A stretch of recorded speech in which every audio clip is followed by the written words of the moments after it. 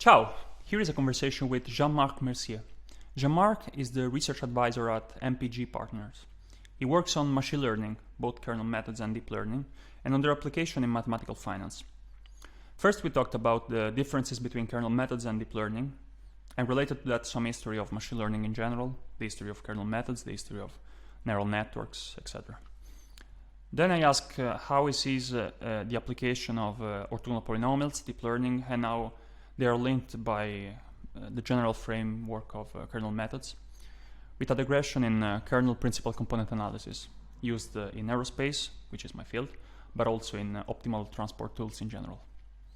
Talking about finance, I asked his vision in AI algorithmic trading, and in general more about quantitative finance, and where AI can play a role here. Then we move on modeling approach and assumptions, about stochastic modeling of the observable that brought us to economic bubble formation. I reserved quite a lot of time to talk about codpy, an open source Python library for machine learning, mathematical finance, and statistics, of which Jean-Marc is one of the authors. So we talked a lot about kernel methods again, relation between stochastic differential equations and partial differential equations via the Feynman-Kac formula, its relation with the Fokker-Planck equation, and the relation between the Kolmogorov backward equation and the Black-Scholes equation in finance. We ended up speaking about CodePy more in detail, and we discussed the power of functional representation, mesh-free methods, and their applicability in fluid dynamics. That's it. I hope you enjoy it. You can connect with me, as always, on Twitter and LinkedIn, and support us on Patreon with a monthly membership. And if you want to stay up to date with this podcast, I suggest you to follow our page on LinkedIn and Instagram, and subscribe, of course, to the YouTube channel. All the links, as always, in the description and in the link tree you find in the description.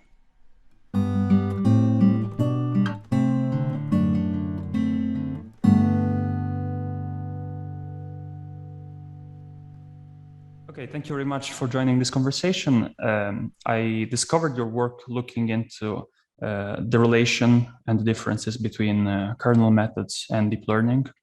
You were having a discussion on LinkedIn, a really well-thought discussion. I was happy to see that LinkedIn sometimes it's used in a rigorous way, let's say.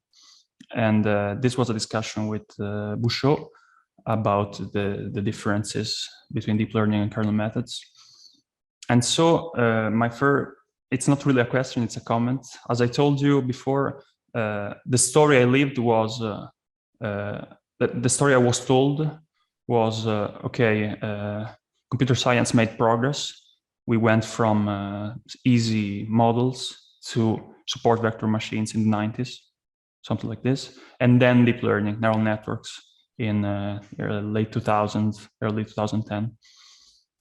And so when I start, sorry? I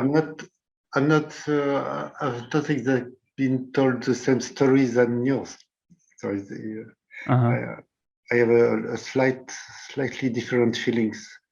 Right. Because for me, deep learning's methods come back to perceptron. Yeah. They come back to it's a post-war method. Right. I think that the first experiment was in maybe 43, 45 with the first neural networks. Okay. So it was, I think, right. During the war. And, okay. So.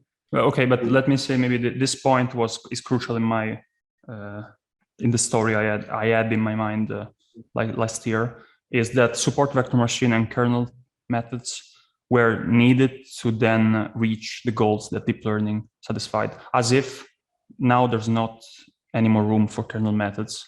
And this assumption in my mind made me make some choices during my research, which jumped straight to deep learning without considering kernels.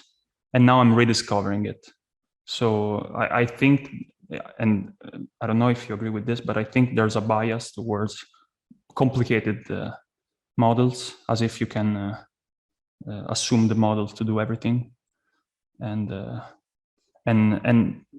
there's a discontinuity. I don't know, maybe this could also lead us to talk about the singularity in general artificial intelligence. But I feel the faith in the discontinuity makes us do bad research. So the question is, what do you think of all this? Well, we could talk a little bit more about history of deep learning. As I told you, deep learning is quite ancient technology, as are kernels. Kernel methods are a little bit more ancient. It comes back to Hilbert and the beginning, late 19th centuries to me. But my perception is that both kernel methods and deep learning or neural networks evolved separately during even when I studied numerical analysis, both schools did not communicate a lot. There always been some kind of separation line between both approaches, like kernel methods and neural networks. But it appears to my advice that both methods are exactly the same one. So I mean that you have a very natural interpretation of neural networks in terms of kernel methods. So you can describe, indeed, to me, deep learning is a kernel method. Okay. There is absolutely no difference between them.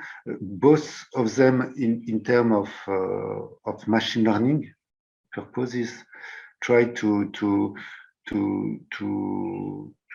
highlight dimensionality reduction arguments to propose some kind of what people thinks like abstraction of understanding phenomena that are just captured by function. Just a function is a general purpose mathematical object, and you can describe the whole physics just with function. And all these methods are focused only, to me, on their ability to capture function. So for me, all these methods are basic tools of functional analysis. So and there are absolutely no difference between between a deep learning method and a kernel method. For instance, when you talk about activation method, activation function, okay, they are called kernels. Okay. It's exactly the same thing. If you speak about multi-layer, there is it means for a kernel just a map. So it means that, for instance, we have a library, a kernel library, but we can work as well with a deep learning approach or kernel one, just the same thing. There are no real differences to my mind between both methods. Yeah. So, but what is very surprising is that what you quote just before is that after since maybe a decade, people decided that neural networks are efficient method and capable of abstraction, and they will replace kernel methods. But to my mind, it's not the case for my purposes. It's the contrary that is correct. So I can't use for my numerical simulation needs neural networks because of their computational cost. Because of their computational cost and some other drawback that are, for instance, error measurement. There are also difficulties for me to link from deep learning methods to other mathematical tools that I need, like differential operators or optimal transport tools. all these facets of numerical simulation are not available straight on directly from software like TensorFlow, Theano, and so I just can't use this method for my purposes. And my purposes are indeed, even in finance, my purposes are the same than the one of machine learning. So I'm tackling all the problem of artificial intelligence with kernel methods, but I can't use neural networks. So for me, it's a little bit a dead end for neural networks, for my professional use, at least. Yeah, indeed.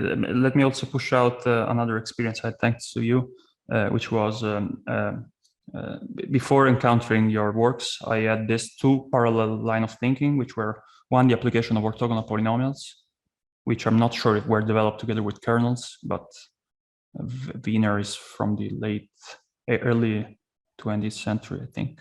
But yeah, irrespective of this, I was using orthogonal polynomials and deep learning in parallel, not thinking then once I learned what a kernel is, they're the same thing. Basically, orthogonal polynomials are just a specific feature map associated to specific kernels. Yes.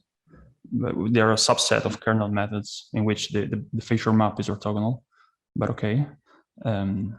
And that was also really useful. And also, what I was saying at the beginning was that we moved from the application of autoencoders for aerospace applications to kernel PCA, principal component analysis, and we got much more efficient codes, much better reconstruction error, and much more what you were saying before, I guess, which relates to uncertainty quantification, much better ability to associate the modes of the kernel PCA to something physical, while autoencoders gave us weird behaviors in time. So, so maybe could we? I think that it's particularly for autoencoders because you have really clear, let's say, construction of autoencoders that can translate very easily in terms of kernel methods, and they are okay.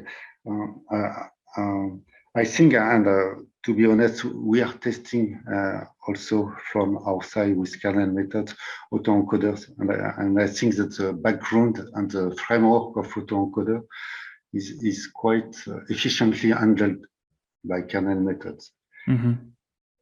I also have this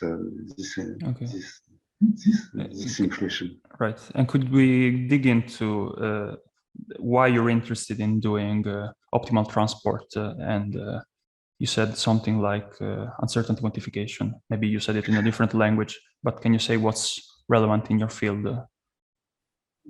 You mean what are the application of optimal transport? Yeah. So my field of research is financial mathematics from some years from now. And when you deal with financial mathematics, the notion of optimal transport is very natural tools, because you have and in particular, if you think about quantification of stochastic variables. Let's say, for instance, if you draw two distributions from one stochastic process at two times, T1 and T2, then this notion of optimal transport tool allow you to induce a lot of information based on the whole labelization of one distribution with respect to the other using optimal transport. This allow us to let's say to quantify the distribution using this kind of tools. Yes. And so they are very, very natural for, in particular, if we consider conditional probability computation or from Okay. For such algorithm, they are required. You can't.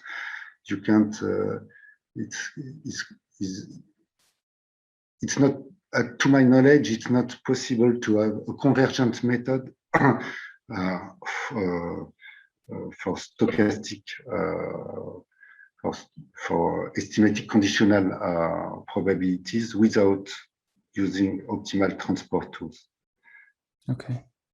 And this is applied, so again, maybe making it even more applicable in the language, it's about portfolio optimization and risk management, or yes, not only?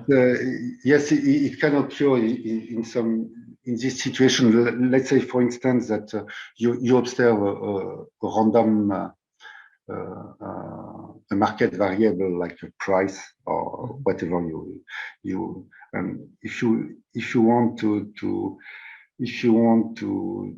compute conditional probabilities of jumping from one state to another, just observing a random variable, then you need these tools. And this tool, I don't know how to build the interpretation of how to construct this tool is not very natural with deep learning methods. Right. More specifically, I don't know how to build this tool with. Right. With, right. And is there some limitation in using kernel methods here that deep learning could solve if it were possible to find a way of formalizing optimal control with deep learning, or it's because kernels are? No, it's not true. I don't think there is any limitation of using optimal transport tools, but with deep learning, I think it's possible, and I know how to do it. But the point is that I don't have any library, tier library, that allow me to compute the of distance that I need for optimal transfer tools. So I know how to build this distance, but I don't know any soft that do it. So I could code it myself. But up to now, I don't need to use this method and to put a lot of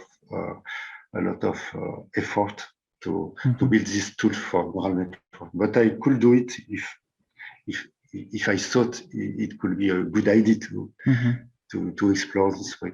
Up to now, I don't need it. Right.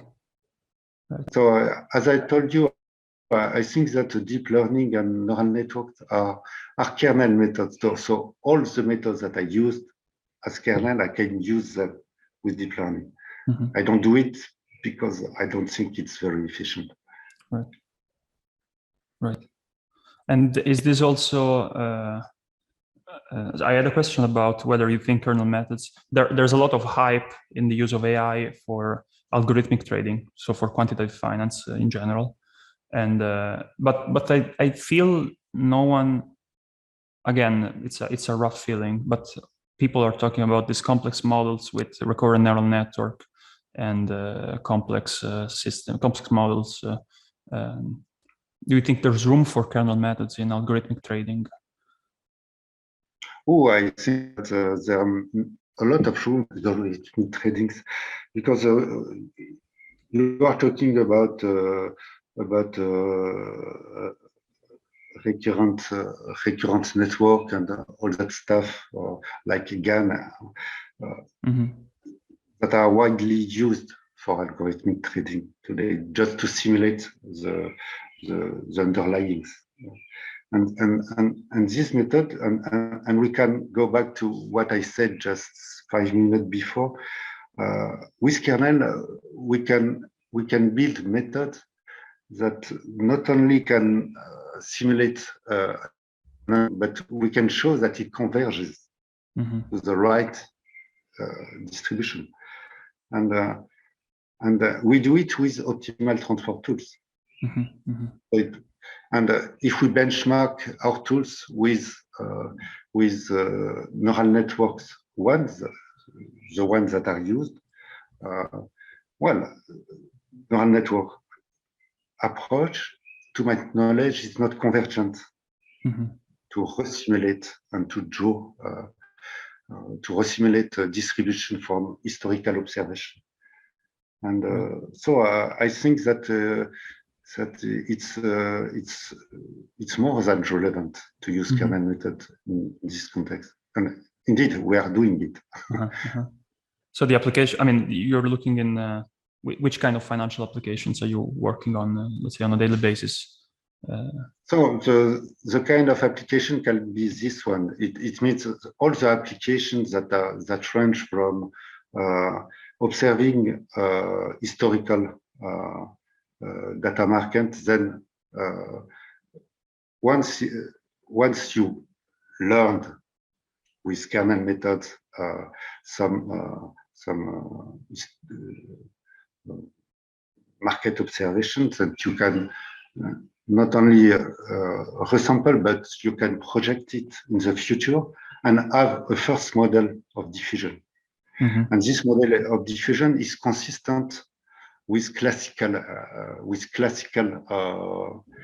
more classical processes, stochastic processes as log normal or Eston, so it means that we can diffuse in the future the underlying, and we have also the tools to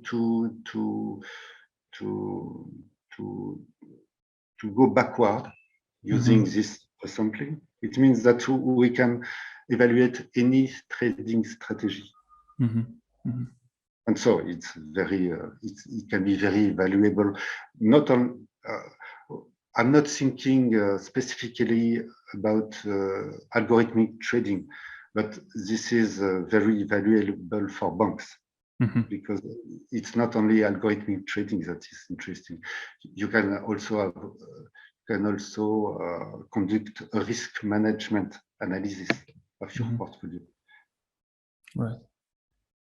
So there are a whole universe and constellation of application starting from and it's very interesting for a lot of market participants. And one question about the stochastic modeling of the observable you're dealing with. You mentioned something like a Markov chain before, and now you mentioned some model. So I wanted to ask you, what's the general, not necessarily the general, but which are the levels of assumptions you do on your models? Like, do you say sometimes I'm dealing with a stochastic differential equation? How do you treat fat tails and color noise? Do you consider stochastic differential, how do you say, random differential equations in that case? Or do you go even... I think we should be quite modest, even with neural network. Usually, we always make some assumptions. We always have some. We are always model dependent in some sense. Whatever the algorithm is, usually the classical assumptions that we are using to model a stochastic process is to say that it's a stationary, right. That it's a stationary stochastic process. I think that it's already quite a general model. Okay. But with this assumption, I think that we can capture it with kernel methods, but also with deep learning methods should be able to capture this kind of dynamics. And what is quite interesting in this kind of assumption is, okay, it's a little bit model dependent, but the random variable that is hidden behind all the modeling is not a parametric one. So we can capture a lot of dynamic for stochastic process with this approach. It's not something that can capture everything, but okay, it's quite, we can capture a quite broad class of stochastic processes. And right. And then I saw you actually have a work on, no, I cannot find it, about bubble formation, crash detection, something like that. Yes, wait, the old work. Okay, okay. Yes, and the old work, but my question is, I guess that the bubble is highly non-stationary. So how can you then treat, how can you relate the two things? Usually when we speak about bubble formation, we are more speaking about Erding phenomena.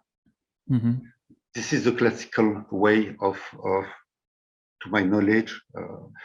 I only read bubble crash formation or bubble formation market under the Erding, let's say, under Erding hypothesis, like Sornet. Sornet, I think, is the most famous. The work where you are talking about, I was more interested in applying shock formation. I'm more familiar with hyperbolic and shock formation, so I wanted to, in this work, to try to have a model that is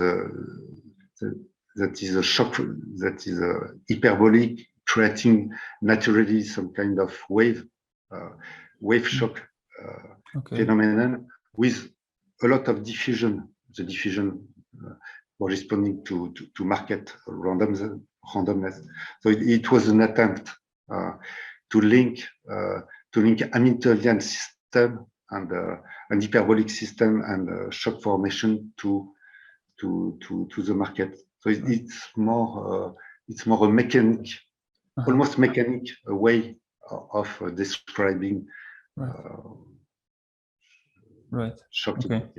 So it's quite atypical to my knowledge. Yeah, the relation with Sornet's viewpoint is that they're both some kind of econophysics. So I don't know, there's some first principle thinking, but then he's more focused on herd behavior, which is finite time explosion. Sornet was more interested in Erding phenomena and interaction between homogeneous population of economical agents.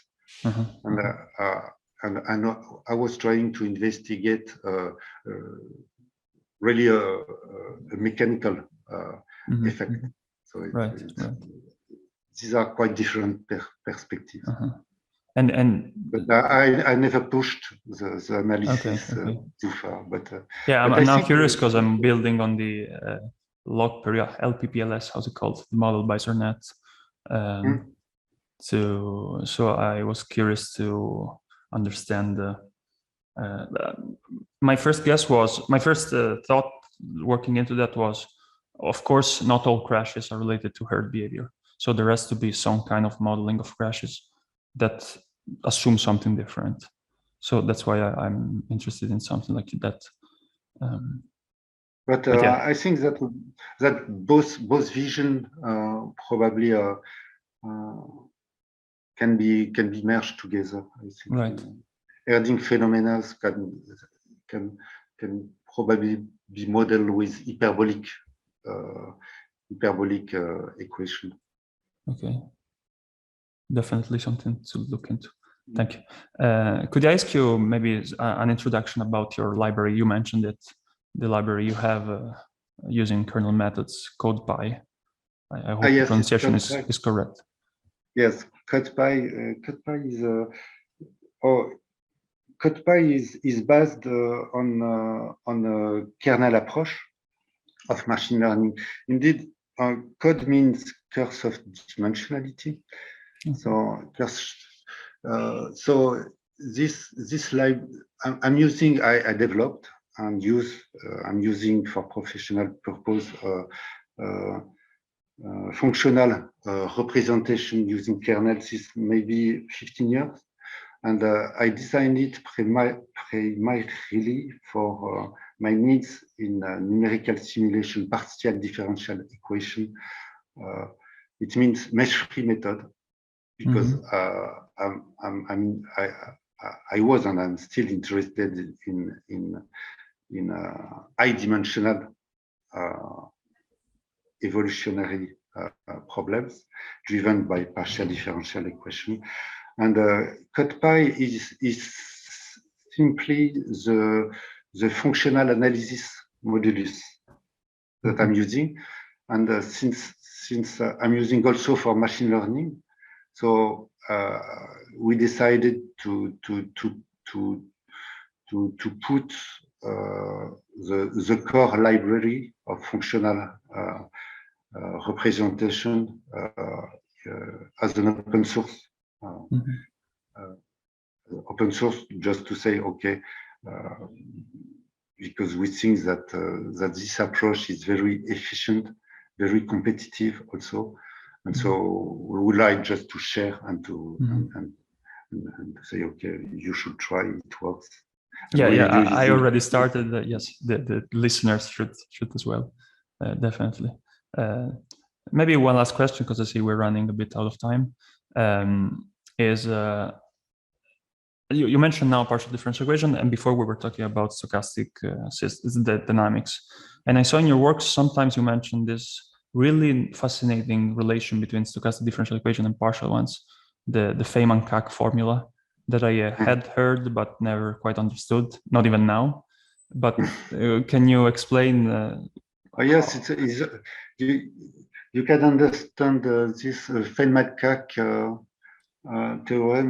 It's a very simple theorem. It just tells you that if you have a stochastic process, and so with the stochastic process, you want to compute expectation. It's the most natural tools that you want to use. And the Feynman-Kac theorem tells you that you can either use stochastic argument or partial differential argument, and they are exactly the same things. So the Feynman-Kac theorem tells you that that an expectation can be computed using a system of quite simple partial differential equation. So it's and this is related. Correct me if I'm wrong, but I saw in some of your works you mentioned both the Fokker-Planck equation and then the adjoint, the Kolmogorov equation, and yes, and then you get into the Black-Scholes formula, yes, which is a partial differential equation. So I was thinking that relation is the same as the Feynman-Kac. Yes, it's all these results. For instance, if you consider the Fokker-Planck, so Fokker-Planck equation are if you consider classical Brownian motion for a stochastic process, then you have also this dual vision. You can think in terms of stochastic differential equation, but you can also write a Fokker-Planck equation that is a true partial differential equation. These two are the same. So you can solve one or the other. It's exactly the same. Right. If you try to compute functional like expectation, like expectation of a payoff, for instance, in finance, then you want to solve what is called the Black and Scholes equation. Or the Black and Scholes equation is just the Fokker-Planck equation, but the dual version. So in backward time. So it's very similar to the first one, but in reverse time. And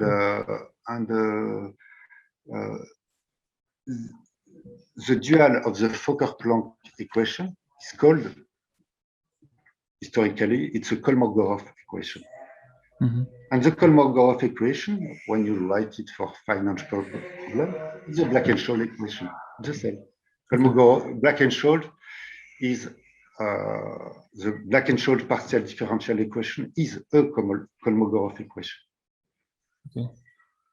So the only difference being that Black and Scholes developed their approach a little bit with a more operational point of view, but they led to the same equation. Right. I see. And so when you are considering financial problems, then you solve from a partial differential equation point of view, you solve Fokker-Plant equation for diffusion, and then the backward process is Black and Scholes Kolmogorov. So these are very handy tools for while dealing with financial problem viewed from the partial differential equation. So let's say codpy interfaces with this high-dimensional partial view of the dynamics, which can then be transformed into the stochastics. Yes, codpy is just the modulus of a bigger library dedicated to financial mathematics. That is a function representation. So when you have a function representation, so you can, with kernel methods, you can very easily take any derivatives or Hessian or whatever you want. And with these tools, you just solve a Fokker-Plant equation or a Kolmogorov one quite easily using numerical simulation analysis. And the basic tools are is what was called and what is called mesh-free methods. The mesh-free methods is the mesh-free representation of function are kernels. So all these are it's a quite coherent framework for numerical simulation. Right, and so it's applicable, for example, when I hear mesh, I think about fluid dynamics. It's applicable also for those kind of partial differential equations. If you talk about a mesh-free method, to my knowledge, from a historical point of view, these are SPH method, smooth particle hydrodynamic. These are numerical method coming back to the 90s, maybe. So I don't have a very deep historical background but and if you consider this method from a numerical point of view, it's a very striking fact that smooth particle hydrodynamic, the historical vision, is a pure kernel method. And we did some experiments using this library for simulating Navier-Stokes equation. So indeed, codpy today is a basic tool for us to tackle numerical simulation in the large. I mean, we can go from Navier-Stokes to Kolmogorov to Fokker-Plant to that's this explains a little bit why we propose today to share this library open source. Because we can use for machine learning, for statistical inference, for numerical simulation. It's a Swiss knife that is very handy in a lot of situations.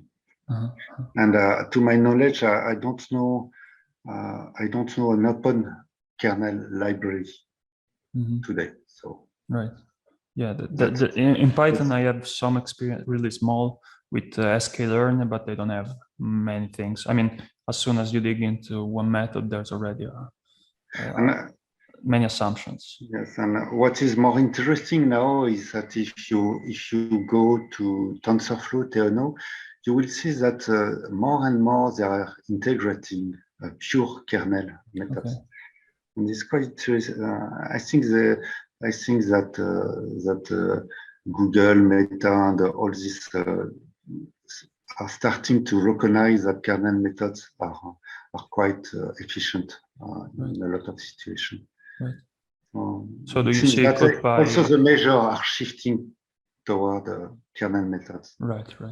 So do you see codpy integrated in TensorFlow one day, or at least? No, my goal is that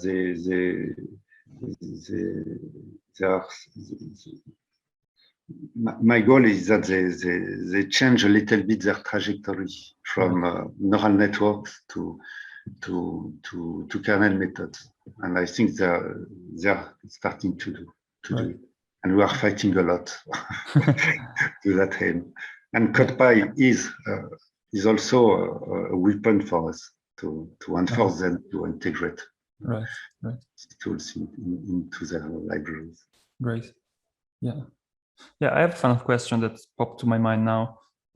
When you mentioned about the applicability of fluid dynamics and stochastic inference, I thought about the works of Mandelbrot, and I think he was one of the first to do this parallel between fluid dynamics and financial markets. Do you think is there something about being French? And I don't know. No, but I'm serious. Also, I mean, there's a really strong French intellectual community, which is quite different to the Anglo-speaking one. How do you say? Which I see really as underrepresented at high levels, but really important. So I don't know if from the inside it's the same. Yes. So I don't. Or maybe it's a French it's the French cultural aspect. I don't think so. I don't think so. But it's true that it's quite interesting to analyze market effects from more let's say from a more mechanical phenomenon. So it's also quite fascinating field of research. Okay. Yeah, thank you very much. I guess this was my last question.